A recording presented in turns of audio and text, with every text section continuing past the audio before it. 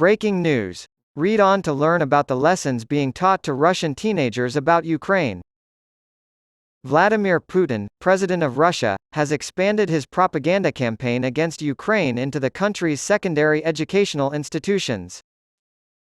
In preparation for next year's overhaul of the curriculum, Russia this week released a revised textbook that supports his narrative regarding Ukraine, the United States, and its Western allies.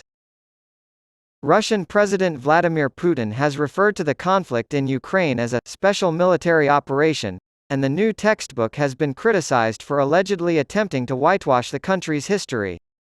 Putin appears to be using it to encourage a more militarized attitude among young people. Human rights organization Amnesty International claims that the Russian school curriculum will be spread throughout Russian-occupied territories in eastern Ukraine and Crimea, which Putin illegally annexed in 2014. The textbooks are a special construction of Putin's view of reality, according to Fedor Krasheninnikov, a Russian political analyst and frequent Kremlin critic. He said, "He made this textbook through propaganda. This is not a legitimate textbook." The new textbook, titled History of Russia 1945, The Start of the 21st Century, is written for students in Russia and Russian-controlled territories who are in their senior year of high school. The textbooks, as depicted in images published by Russian state-run media, allegedly claim that Ukraine is a ultra-nationalist state, in which dissent is harshly persecuted, opposition is banned, and everything Russian is declared hostile. The textbooks state that the West stole Russian assets, started the war in Ukraine, and is using Ukrainians to topple the Russian government. According to Amnesty International, it falsely claims that NATO was planning to attack the Donbas region of eastern Ukraine and that Russia blocked Ukraine's membership in NATO to avert a wider, destructive war.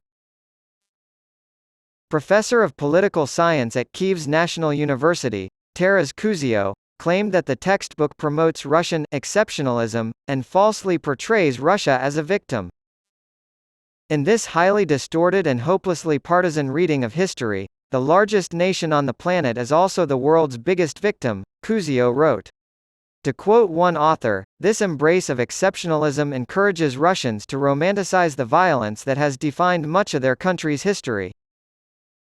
New textbooks covering the most important events related to the reunification of Crimea and Sevastopol, the causes and progress of a special military operation, and the entry into the Russian Federation of new regions, have been announced by Russian Minister of Education Sergei Kravtsov for students in the 11th grade.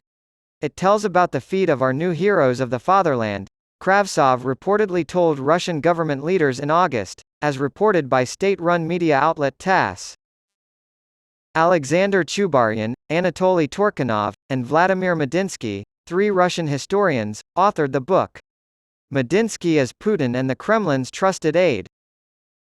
According to Amnesty International's researcher for Eastern Europe and Central Asia, Anna Wright, the new textbook conceals the truth and misrepresents the facts about serious human rights violations and crimes under international law committed by Russian forces against Ukrainians.